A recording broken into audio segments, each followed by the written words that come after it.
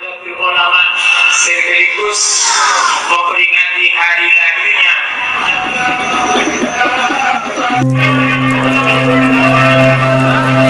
dimatikan oleh pemerintah.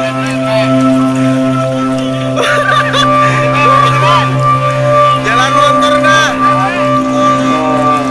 karena tinggalnya agak jauh mungkin kakek istirahat Nahdlatul Ulama sekaligus memperingati hari lahirnya Nahdlatul Ulama yang ke-99. Sampai bisa sekarang polisi kenapa ada itu Toroki. Saya merasa butuh NU, bukan NU yang butuh saya.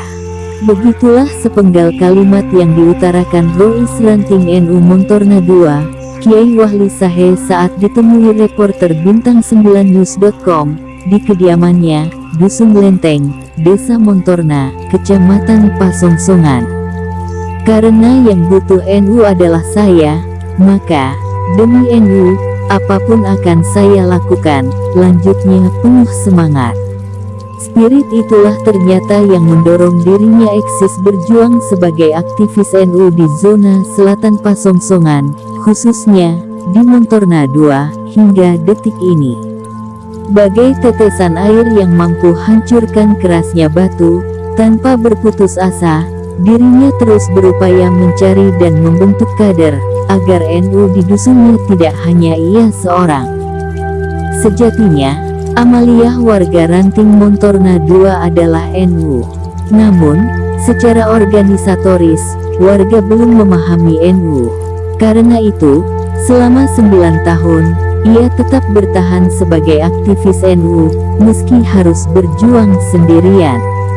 Walau begitu, kesendirian tersebut tidak membuatnya berkecil hati. Bahkan, bagi aktivis NU yang lain, keaktifan pria yang akrab disapa Kiai Wahli adalah sesuatu yang mustahil dilakukan oleh orang biasa. Sebab, secara geografis, Dusun Lenteng, yang merupakan perbatasan selatan Kecamatan Pasongsongan adalah daerah yang tidak mudah ditempuh dengan kendaraan roda 2. Lebih-lebih, saat musim penghujan tiba. Sudah pasti, jalan berlumpur di atas bibir jurang yang curam, akan menjadi jebakan mematikan bagi pengendara. Namun, kondisi semacam itu, bagi Kiai Wahli, bukan alasan absen hadir di setiap kegiatan yang digelar pengurus NWC-NU Pasongsongan. Padahal jarak yang harus ia tempuh menuju pusat kegiatan terkadang mencapai 25 km dari kediamannya. Begitulah sekelumit perjuangan Kiai Wahli yang berdarah-darah saat memimpin Ranting NU Montorna II. Hingga, kesabaran pun berbuah manis. Tirakat perjuangan yang ia lakoni selama 9 tahun, ternyata melahirkan banyak kader muda saat Montorna II menggelar Musyawarah Ranting Musran pada 2021 silam. Dan, kini, ia pun tidak sendirian berjuang di Montorna II, meskipun posisinya yang saat ini sebagai Rais Syuriah di Ranting tersebut, masih dibebani tanggung jawab besar. Namun, paling tidak, ia bisa bernafas lega atas lahirnya kader baru, lebih-lebih saat Lailatul Ijtima Nahdlatul Ulama Limu di Montorna II menjadi perkumpulan rutin dilaksanakan setiap bulan. Bahkan, baru-baru ini, pengurus di Ranting tersebut berencana akan mendirikan pengurus anak Ranting PAR berbasis masjid yang ada di 4 dusun. Yang ke-99 sampai bisa sekarang polisi kenapa ada itu Toroki tolong dan para para masis para pendahulu kita para pejuang bangsa kita. Terbentuknya Ranting Montorna II.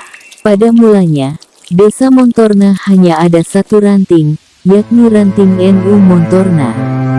Namun, atas inisiatif Kiai Jamaluddin, yang saat itu menjadi ketua di Ranting tersebut menginginkan, Montorna dibagi menjadi 2 ranting.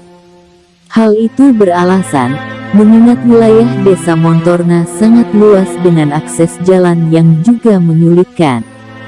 Atas alasan tersebut, tahun 2009, Ranting NU Montorna II terbentuk, dan Kiai Wahli terpilih sebagai ketua tanfiziahnya. Pada saat itulah, nama Kiai Wahli mulai akrab di kalangan aktivis NU sepasongsongan. Lebih-lebih, saat keaktifannya di berbagai kegiatan MWCNU pasongsongan tidak pernah terlewatkan tanpa kehadirannya. Sejatinya, Ranting NU Montorna II tidak serta-merta terbentuk tanpa melalui proses perjalanan dan perenungan panjang dari sosok aktivis NU yang berdarah-darah itu, Kiai Wahli. Terinspirasi dawuh sang guru, Kiai Abdul Wahab Mu'in. Akhirnya, di tahun 2009, ia membulatkan tekad untuk memberikan totalitas hidupnya di NU. Hingga di tahun itu pula, ia mengundurkan diri sebagai pengurus PKB, dan lebih memilih bergabung dengan Kiai Jamaluddin, di Ranting NU Montorna. Tentu saja, kehadiran Kiai Wahli, bagi Kiai Jamaluddin bagai lentera yang mampu meringankan beban NU di Desa Montorna. Dari sinilah, cikal bakal Ranting NU Montorna II terbentuk. Meskipun pengurus yang dipilih untuk mendampingi Kiai Wahli saat itu, jauh dari harapan, namun dirinya tetap semangat merumat NU di Montorna II.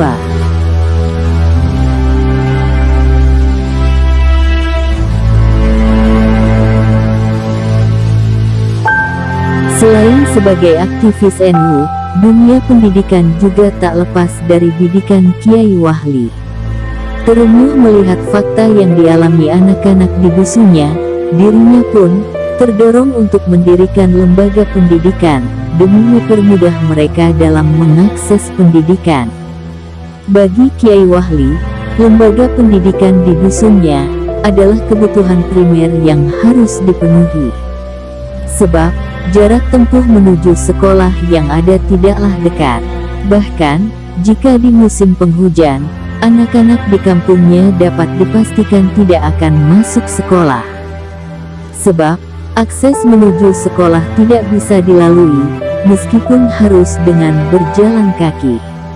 Atas fakta tersebut, tekad untuk mendirikan lembaga pendidikan di dusunnya sangat bulat, meski ia harus bersusah payah melengkapi berbagai persyaratan. Misalnya, ia harus memiliki gelar S1 di bidangnya. Hingga, pada tahun 2004, keinginannya terwujud dengan mendirikan RA Al-Wildan. Menyusul kemudian di tahun 2006, Madrasah Diniyah juga dibentuk.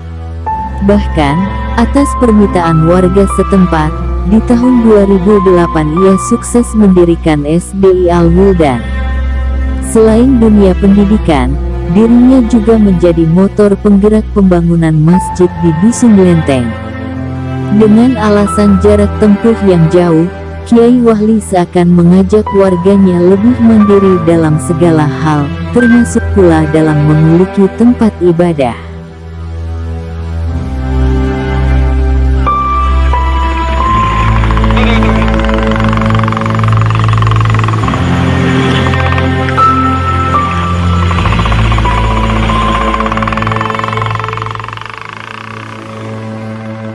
Kiai Wahli lahir pada tanggal 7 April tahun 1973 di Desa Montorna.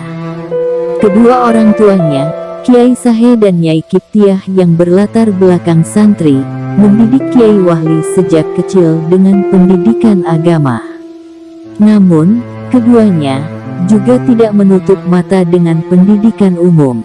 Terbukti, ketika memasuki usia 7 tahun, Kiai Wahli disekolahkan di SDN 2 Prancak. Pada saat itulah, kedua orang tuanya memperkenalkan Kiai Wahli tentang arti sebuah perjuangan. Berjuang melawan kebodohan, yang tentu tidak dilakukan oleh anak seusianya saat itu. Sebab, jarak tempuh menuju SDN 2 Prancak, sekitar 6 km dari dusunnya, dengan medan yang sangat ekstrim. Meskipun harus sendirian, namun, hal itu ia tempuh dengan penuh kesabaran, selama 6 tahun dengan berjalan kaki. Setamat SD, pada tahun 1986, Kiai Wahli berguru kepada Kiai Abdullah Mu'in, untuk mendalami kitab klasik di Pondok Pesantren Banyu Ayu, Pamekasan. Di pondok pesantren itu pula, ia mulai diperkenalkan tentang ke-NU-an dan keaswajaan. Bahkan, oleh sang guru, dirinya kerap dilibatkan dengan berbagai kegiatan NU.